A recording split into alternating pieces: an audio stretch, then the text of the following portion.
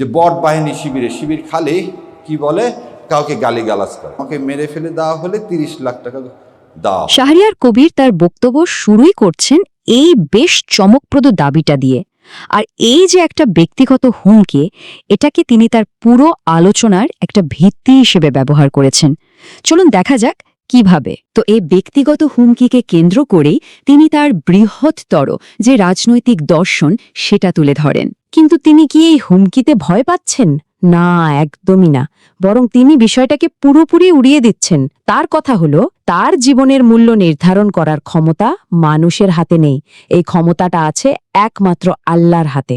আর এই ধারণাটাই কিন্তু তার পুরো যুক্তি একেবারে মূলে।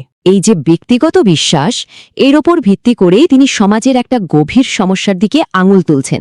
তার মতে সমস্যাটা শুধু তাকে নিয়ে নয়, বরং সমস্যাটা আসলে পুরো সমাজকে নিয়েই। সমাজের এই অসুস্থতাকে বোঝানোর জন্য তিনি একটা বেশ ইন্টারেস্টিং রূপক ব্যবহার করেছেন, অ্যালার্জি। তিনি বলছেন সমাজের নাকি ইসলামের প্রতি এক ধরনের অ্যালার্জি তৈরি হয়ে গেছে, যার নামটা শুনলেই মানুষের মধ্যে একরকম চুলকানি শুরু হয়ে যায়। কিন্তু প্রশ্ন হলো, এই অ্যালার্জির কারণটা কি? তার মতে এর পেছনের কারণটা হলো পুরোপুরি স্বার্থ। একটা ইসলামিক ব্যবস্থা যদি প্রতিষ্ঠা করা হয়, তাহলে যারা দুর্নীতিবাজ আর জালিম, তাদের আধিপত্য তো শেষ হয়ে যাবে। আর ঠিক এ কারণেই তারা ইসলামকে প্রতিরোধ করতে চায়।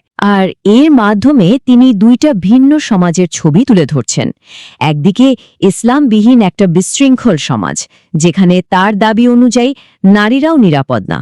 আর অন্যদিকে একটা ইসলামিক সমাজ, যা তার চোখের শান্তি আর নিরাপত্তার প্রতীক। তার কাছে এর মাঝে আসলে কোনো ধূসর এলাকা নেই।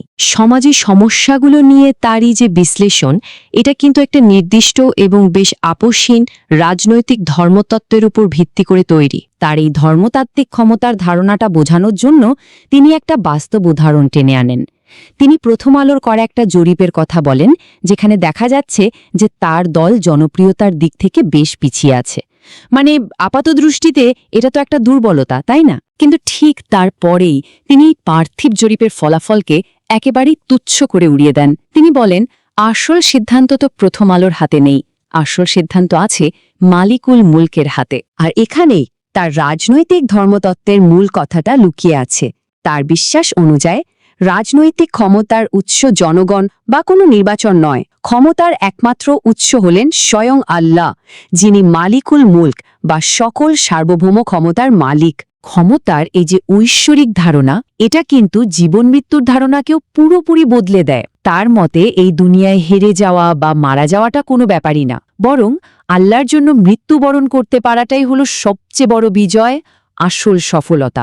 এই ঐশ্বরিক কাঠামোর ওপর ভিত্তি করেই তিনি তার সমালোচক এবং সাধারণ মানুষ সবার সামনে একটা স্পষ্ট এবং সরাসরি চ্যালেঞ্জ ছুড়ে দেন।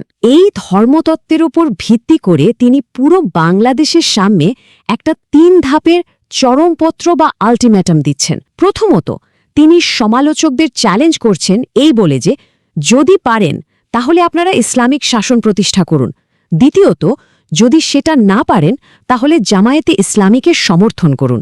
আর তৃতীয়ত, এই সমর্থনটা কোনো রাজনৈতিক পছন্দ অপছন্দের বিষয় না, এটা একটা ধর্মীয় দায়িত্ব।